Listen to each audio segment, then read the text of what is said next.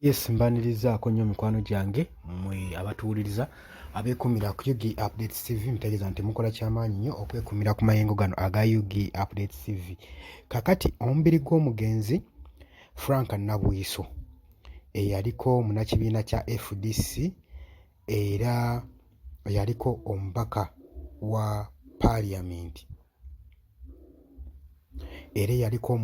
paaliyamenti bajjukira nnyo olw'okukritisayizinga ennyo gavumenti ya Mwami Yoweri Kaguta Museveni, y'omu ku baalwanagana ennyo, omu ku baali ku opposition okuba nga bateeka gavumenti ya NRM ku nninga, okuba nga bagiteeka ku bunkenke. Gwe mukwano gwange ali eyampuliriza.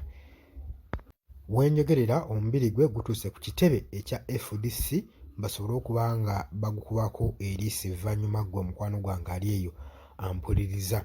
N'oluvannyuma omwoyo gwe gwongereyo gye gulina okutwalibwa, omubiri gwe gwongereyo gye gulina okutwalibwa. Gwe mukwano gwange ali eyo ampuliriza. Abadde amanyikiddwa nga Frank Nabwiiso, ono abadde amanyikiddwa nnyo political figure mu opposition, okuba nga naye y'omu ku balwanirira eddembe ly'obuntu n'enkyukakyuka mu ggwanga Uganda, era eyatuvudde ku maaso olunaku olw'eggulo. Gwe mukwano gwange ali eyo ampuliriza. Nkiwa mwenna mwagategedde, naye olwaleero omubiri gwe we gutuuseeko ku kitebe ekya FDC wali e Najjanankumbi. Gwe mukwano gwange ali eyo ampuliriza.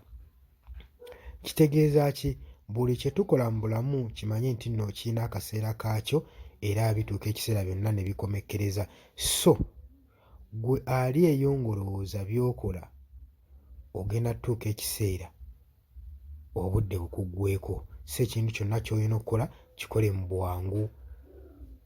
Kyonna kyonna ky'oteekedde okukolera eggwanga kikole mu bwangu, kikole n'omutima gwo gwonna, kye bayita okuyiwawo omubiri. Kubanga all in all ffenna tuli baakugenda. Kati so bwandikozeeyo ekintu mu bulamu ekikumeekinga okufiiringa nti nno you are alive. Manyi waliwo omuntu w'abeera awo nga naye kennyini teyeekakasa oba mulamu mu nsi oba alivinga, oba is a living thing mu life eno ey'ensi. So bulamu weetaagayo okukolayo ekintu ekikufiiringa okuba nga you are alive, oweewulira nti naye mu nsi mw'oli. Gwe mukwano gwange ali eyampuliriza. Bitalo nnyo ddala. Katusabe omwoyo gwe Mukama Katonda agulamuze kisa, era tusaasira nnyo bannakibiina kya FDC ssaako ab'enganda abako n'ab'emikwano olw'okufiirwako omuntu waabwe. Gwe mukwano gwange ali eyo ampuliriza. Ntegeeza nti nno obadde muwuliriza mulungi nnyo. Webale kwekumira ku mayengo ga UG Updates TV. Watannaba kuba nga otweyungako, genda maaso subscribing, sharinga, commentinga. Abali emitala w'amayanja mbabuuzaako, abali Qatar, Oman, abali Dubai, abali Saudi Arabia, aliyo abali Qatar, waliwo abali mu UK, abali US, abali Nairobi wano mu Kenya ku mulirwano, nammwe mbaanirizaako nnyo. Mwebale kwekuumira ku mayengo ga UG Updates TV.